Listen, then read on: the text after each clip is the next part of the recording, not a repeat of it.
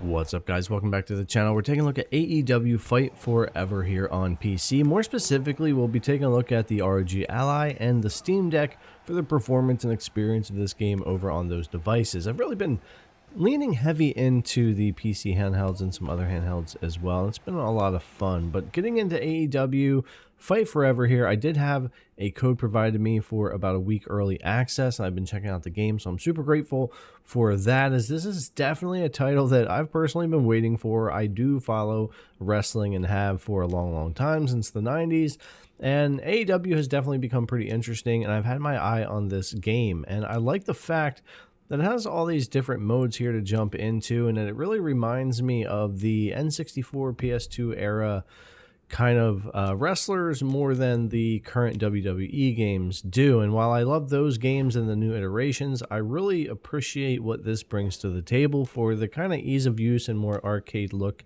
and feel to the game. You can see here we have exhibition, online, custom, where you can create custom wrestlers, teams, and arenas. So if you go into modify wrestler here, you can actually customize any of the wrestlers that are on the roster, and you can also customize any of the wrestlers you've currently made, or you could make new ones if you want to create a new one as well. So I'm just going to go ahead and go down and pick one of the guys I've made previously, and you can start a new preset with him. You can go into original, and this is where you can tweak anything that you've already set up. So nothing is necessarily permanent. You can always adjust your wrestlers after you make them, and there's a lot of little details and things you can go through when it comes to designing these guys the way that you want to. It's a pretty decent character building setup. Now, I'm not going to go too deep into things. There's going to be review videos out there for this game, and I don't really review games here as much as I do performance, but because I had access to this game, have been looking forward to it, have been able to play it, I did want to show at least an overview of what you can expect here. You've got your move sets, your entrance scene, street clothes, entrance attire, ring attire, and profile. And you have a lot of these same kind of options when it comes to your arenas as well, because you can, again, customize your own arenas and change rings, ring sides, stage and ramps, lighting, and that type of thing. And you can unlock all this type of stuff in the store as well. You also have Road to Elite, which is basically like the story mode that you're going to go through, and it's kind of done with turns. So I have an injury, so technically I need to go to the hospital, then dining, then go out, and then go to Dynamite for the wrestling match. This is, again, kind of like a whole story mode and Road to Elite. You pick a wrestler from the roster or one you create, and you go through that. There's challenges for daily, weekly, and normal, which is going to earn you that cash that you need in-game to be able to buy stuff in the shop. And another thing I appreciate, at least so far anyway, is there hasn't been any microtransactions. Everything's been in-game currency and in-game earned here, so hopefully it stays that way. That would be really nice, because I do appreciate that. And again, a throwback to the earlier games I used to play a long time ago when it came to wrestling on the older consoles. Now, as far as the devices we're testing out, let's go ahead and get into the Steam Deck first, and then we'll do the ROG Ally.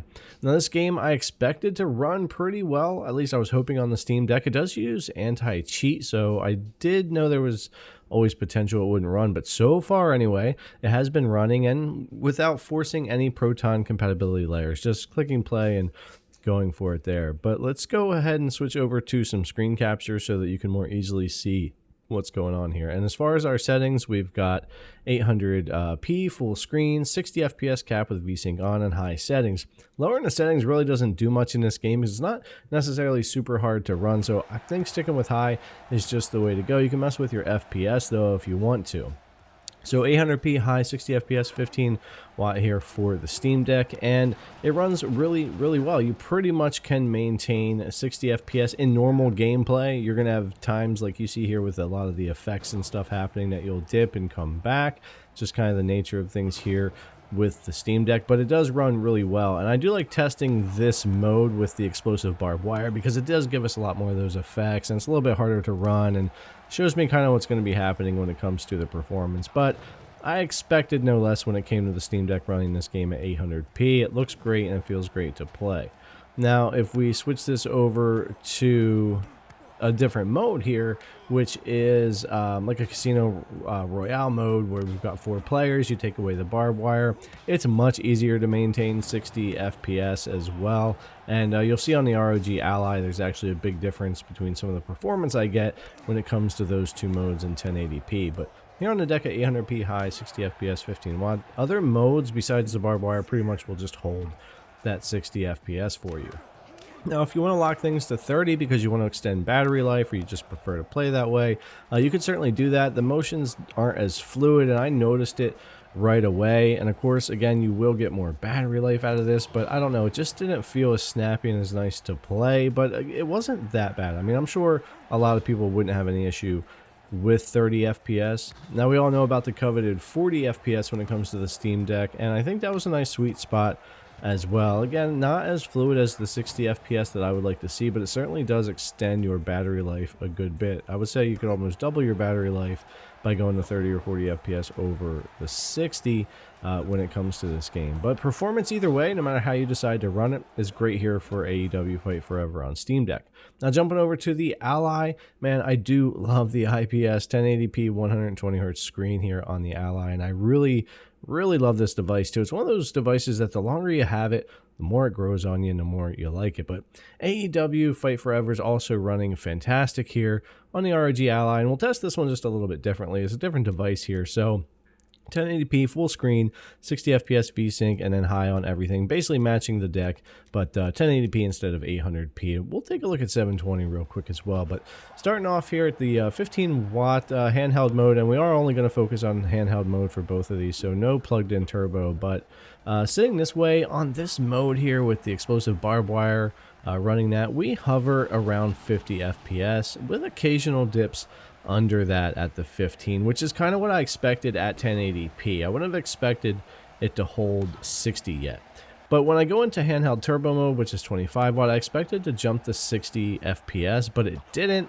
It went a little bit higher, but it didn't quite reach the 60 in this mode. However, in all the other modes I've done this to, it just goes right to 60 FPS and basically holds it. So maybe some optimization in this particular mode.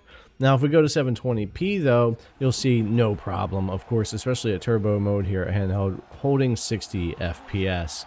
And I do believe that with some kind of optimization or fix, this mode would hold that with turbo at 1080 as well.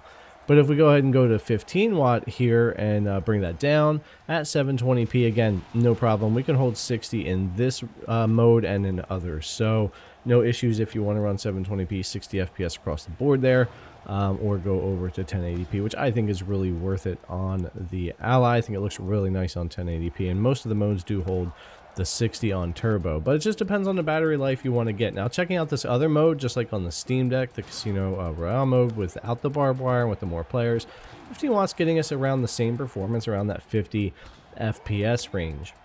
If we kick this into handheld turbo mode, which is the 25 watt mode, we'll go up to 60 FPS, and that's what I was talking about. In most of the modes, I go right to 60 when I hit turbo, and that's what I would expect. Now, not all games do this, but a lot of games on the Ally, 720p, low, medium, or high settings depending on the game, and 60 FPS if you want to. If you are running 1080p, you typically need 25 watts. So 720p, 15 watt often can get you 60.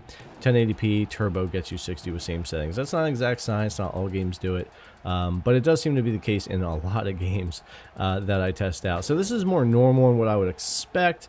So we'll see what happens with that other mode, maybe after some patches and stuff. But performance for both the Steam Deck and the ROG Ally for AEW Fight Forever is really good. You're not going to have any issues with either device. I've also been playing this on my local desktop PC with the 3060. It runs great there. You can certainly go higher than 60 FPS if you want to as well. I just tested this at up to the 60 here.